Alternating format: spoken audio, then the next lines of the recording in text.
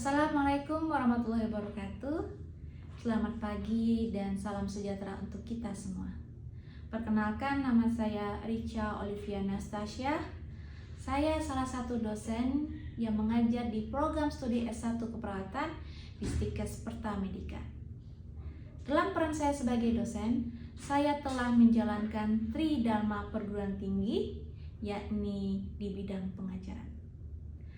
Pada kesempatan kali ini, saya memaparkan salah satu mata kuliah keperawatan yang saya ampu, yakni keperawatan anak sehat dan sakit akut, yang mana mata kuliah ini berfokus kepada asuhan keperawatan yang komprehensif pada anak, baik dalam kondisi sehat maupun yang mengalami gangguan kesehatan akut.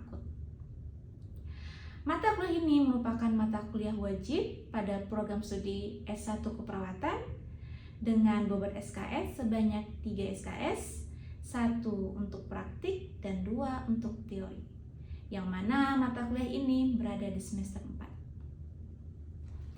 CPL pada mata kuliah ini yakni mampu mengaplikasikan sikap profesional, pengetahuan, keterampilan secara umum, dan keterampilan khusus pada asuhan keperawatan.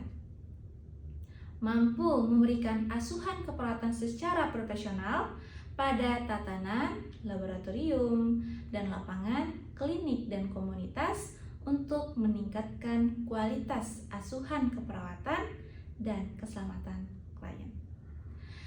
CPNK pada mata kuliah ini mampu mengaplikasikan ilmu pengetahuan dan teknologi keperawatan dengan memperhatikan nilai berdasarkan kaidah, tata cara, dan etika ilmiah dengan memperhatikan dalam pemberian asuhan keperawatan. Pada mata kuliah ini dilakukan 16 kali pertemuan dengan bobot penilaian UTS sebanyak 20%, UAS sebanyak 25%, tugas baik individu maupun kelompok sebanyak 15%, absensi kehadiran 10%, sikap 10%, dan praktik 20%. Pembelajaran ini dilakukan dengan cara metode ceramah, diskusi, dan discovery learning. Demikian yang dapat saya sampaikan.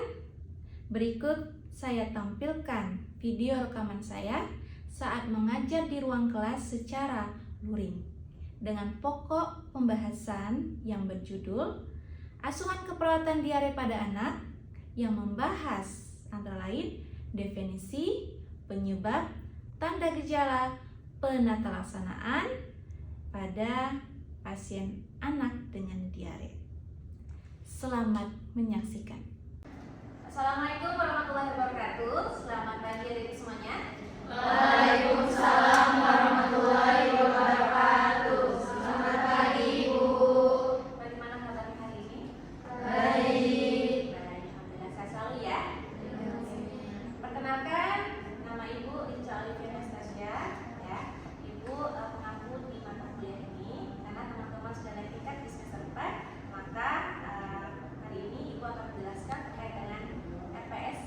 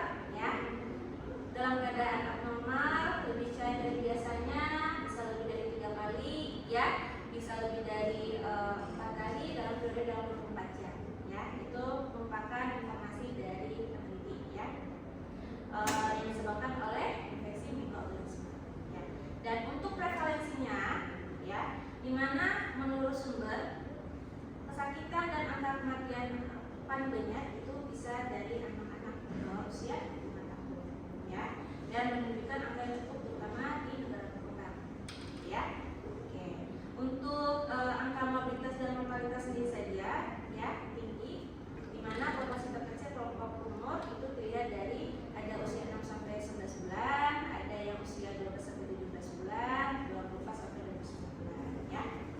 Oke.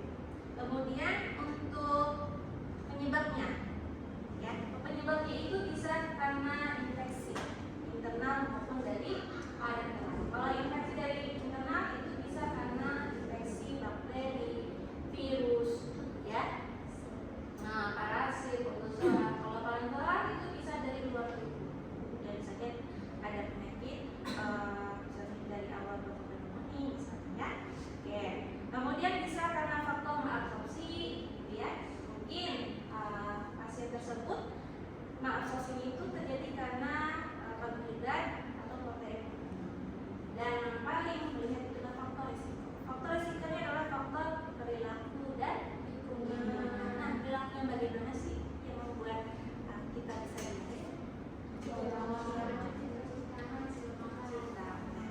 Ya, jadi kebersihan kita yang paling dasar itu adalah cuci tangan menggunakan sabun, ya, menggunakan sabun dan air mengalir. Oke. Nah, untuk tanda gejalanya sendiri tadi benar, ya, mual bisa, ya, nggak nafsu makan, BAB konsistensinya cair, encer, gitu ya. Kemudian rasa tidak nyaman di perut, ya, nyeri perut bisa. Kemudian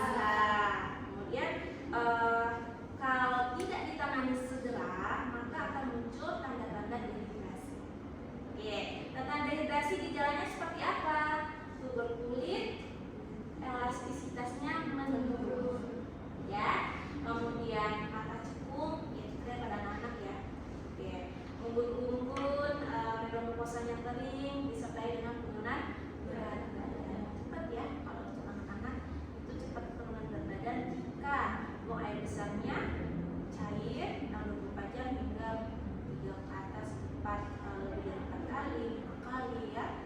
Tidak ditangani segera maka merosot ya. Kemudian lihat juga perubahan dari tanda-tanda vital, ya, dari nadi, ya, pemanasan, ya, dari jantung, anak merasa lemas, juga bisa menjadi tanda-tanda atau gejala. Penata laksanaannya bisa dengan cara non farmakologi dan farmakologi, ya. Kalau farmakologi berarti yang dilihat adalah dehidrasi cairan, ya. Oke, kemudian obat-obatan, ya, ada pencernaan, bisa dengan vitamin. Kalau perawatan atau secara non farmakologi, ya, bisa dengan apa?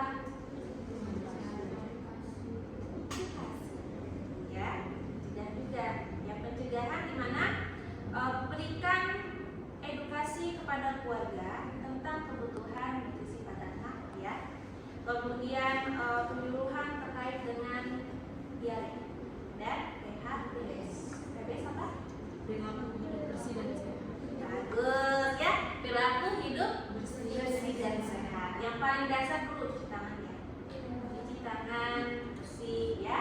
Kemudian menyiapkan makan pada anak dengan higienis, gitu, ya. Kemudian kalau sebelum makan cuci tangan, kamar mandi, setelah dari kamar mandi cuci tangan, ya. Oke. Nah, kemudian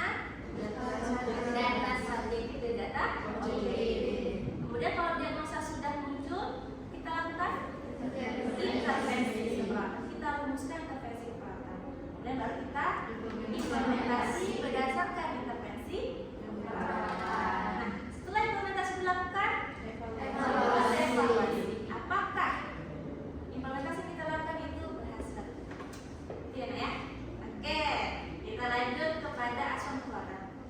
Muncul diagnosa apa saja sih terkait dengan diabetes? Diare. Ada di SDKI ya. Jadi silakan nanti buka buku SDKI-nya, di situ ada terkait dengan diare. Kedua, ada masalah nutrisi. Benar nggak? Nah, nutrisi ya, bisa resiko, bisa ya, ada resiko defisit sama defisit nutrisi. Oke. Kemudian untuk tanda gejala, ya tanda gejala yang kita lihat ada secara dua. Apa yang ada tahu? Mayor dan minor.